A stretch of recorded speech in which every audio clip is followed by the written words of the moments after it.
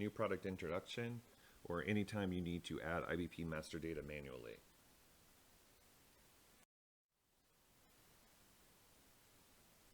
What happens when the master data doesn't exist in SAP ECC yet?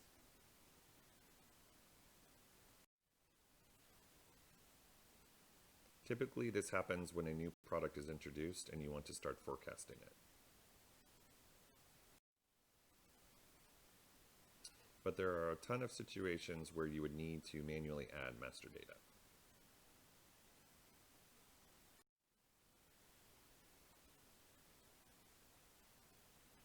Here are just some examples.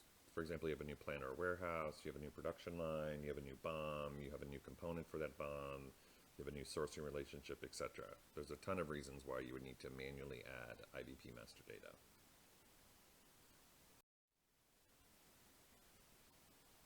Basically, you need to model it in IBP, but it doesn't exist in ECC.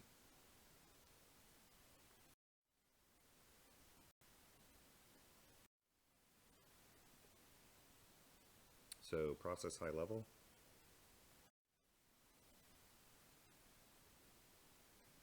Simple master data types, for example, product, must be added before compound master data types, for example, location product. So this flow is just stepping you through the required order.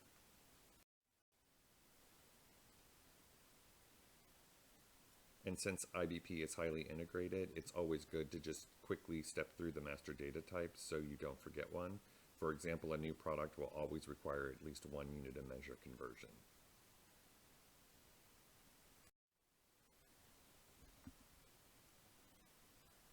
Notice that different planners have different areas of master data to update.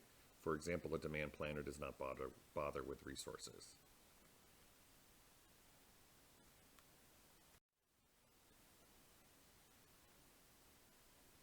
The bolded boxes are to denote that even though one planner may be responsible for entering the initial value, there are critical values that other planners will want to update. For example, customer ratio on customer source is a supply attribute.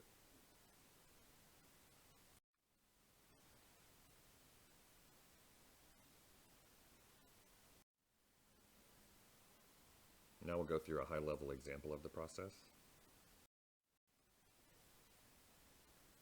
A new product has been developed and you want to start forecasting it now instead of waiting for it to be fully set up in ECC.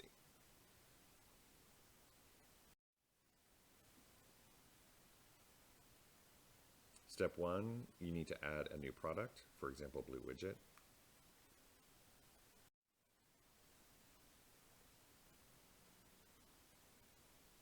Step 2, since you are selling it out of an existing facility in this example, you can skip location and go straight to location product, which is required.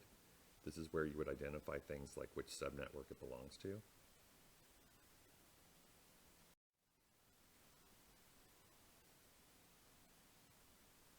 Step 3, since you have a new location product record, then you most certainly have a new unit cost for it.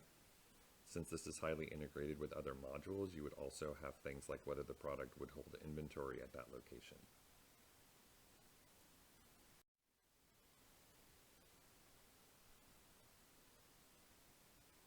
Step 4, you may or may not have new customers that are taking this product. Again, this is ship to, so you may just want to select one that is representative.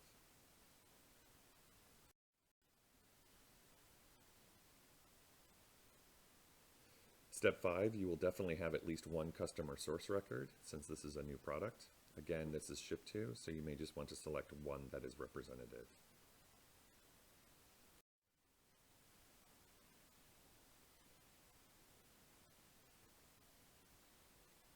Step 6, you will definitely have at least one customer source currency record, one for every customer source record, since we want to capture planned price. Again, this is a ship to, so you may just want to select one that is representative.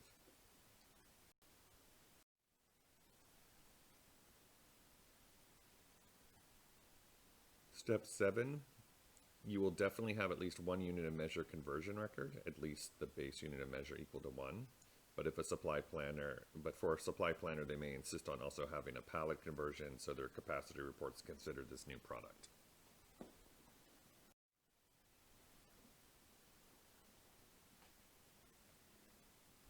Step 8, unless the product is running on a new production process, it is rare that it would call for a new resource, but it's possible.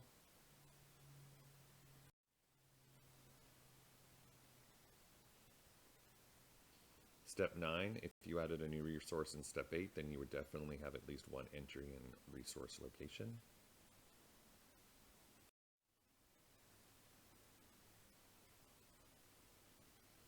Step 10, if you are manufacturing the product internally, or you want to group vendor capacity across products, then you would also always have a new production source header entry.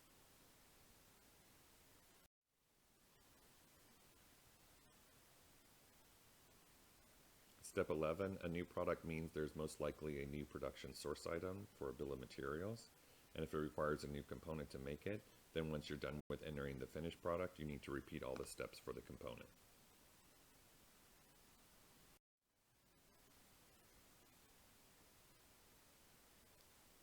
Step 12, if you added a new resource in step 9, and you added a new production source header in step 11, then you will have at least one entry in production source resource to show how that new product will consume capacity and on which resources.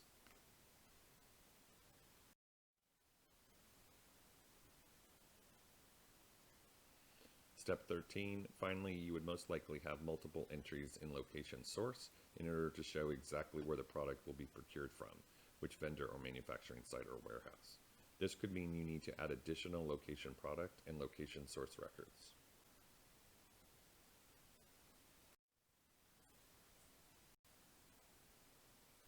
What if someone just entered the product but none of the other master data?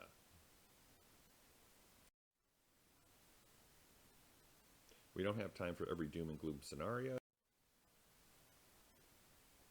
but we can highlight some of the more interesting issues.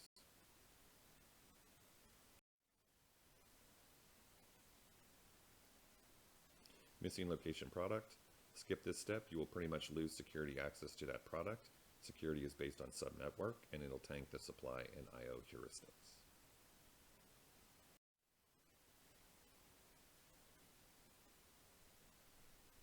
Missing location product currency. Skip this step, you'll pretty much lose any costing calculations. If you populated plan price correctly, then IBP will think your profit margins are 100%. Yes, IBP is that dumb.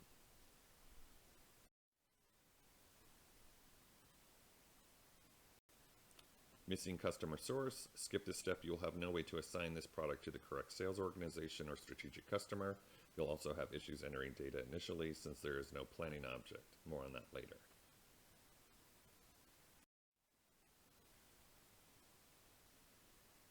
Missing customer source currency. Skip this step, you will have no revenue key figures that include this product, which is one of the big reasons to forecast in the first place.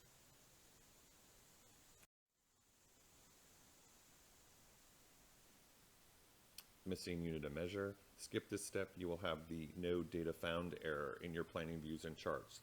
The data is there, but it will disappear as soon as you hit save since you can't convert it to anything, even the base unit of measure.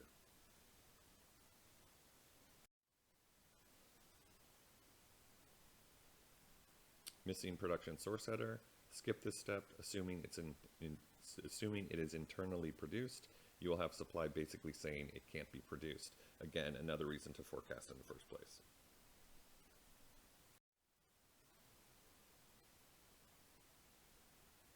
Missing production source item. Skip this step, assuming it is internally produced. IBP will not consider the consumption or ordering of any components to make the finished product.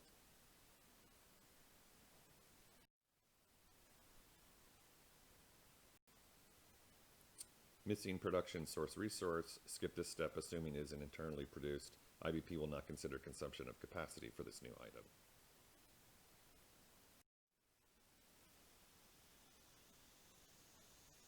Missing location source, best for last. Skip this step and you've basically failed to model the supply chain.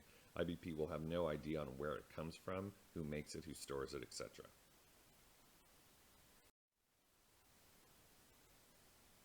Bottom line, you want a really good process to make sure you don't miss something.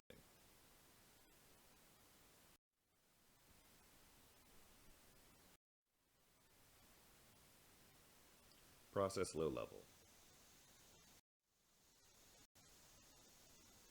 Not going to go through every single step. Just talk about adding a product record.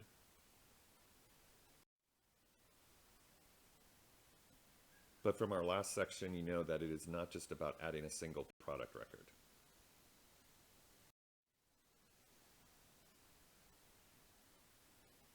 New product introduction process. You can see the details in the Visio document or something similar. You might want to take this as a starting point and add your specific steps.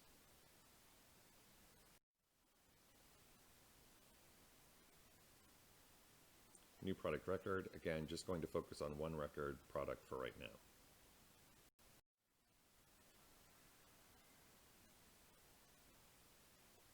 First, does the record already exist? Sounds simple enough, but it's possible someone may have already added the new product, or it shares the same ID as another product by accident.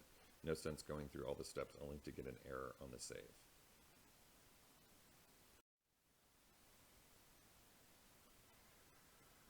Does a record already exist? If it does exist, then just go to the next step, which is location. Otherwise, you have to do the next part.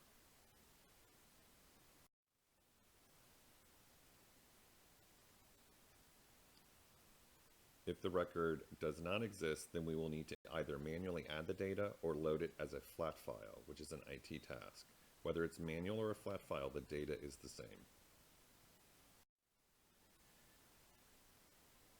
The next steps will be done via the Excel add-in Master Data Workbook.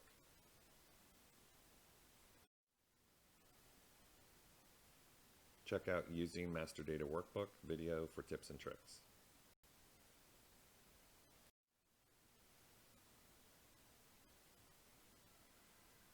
First, we're going to check for duplicate products. Here I just put in a quick filter and I can see that SSA 100B04 does not yet exist.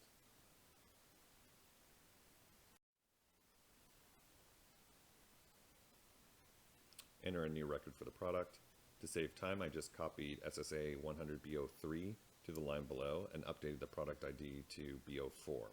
Since the products are related, then it's a good chance that most, if not all, of the attributes are the same, but you will need to confirm with your business process.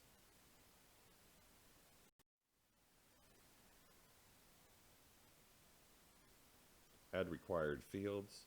Technically, IBP only needs these attributes in order to work, but again, I just copied from the previous product.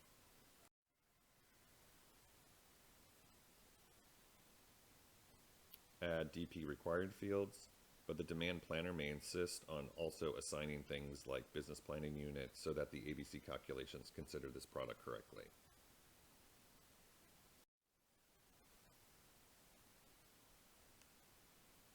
Add other required master data types. In this case, we know that if we have a new product, then we definitely have at least one new unit of measure conversion. For example, the base unit of measure equal to 1.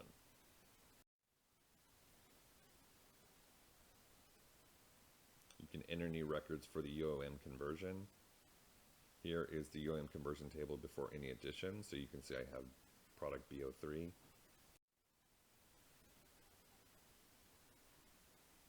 Enter new records for UOM conversion. Again, to save time, I just copied SSA 100B03's records and updated the product ID to B04.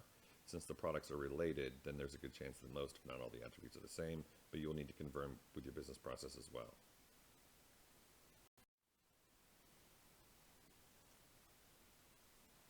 Enter new records. Also notice how I put in my initials for the record type, so everyone knows that I made these manual additions and they did not come from another system.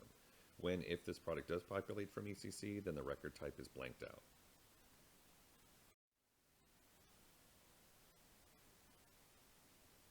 Likely errors. The most common error you'll receive in adding a new product is that the product ID already exists.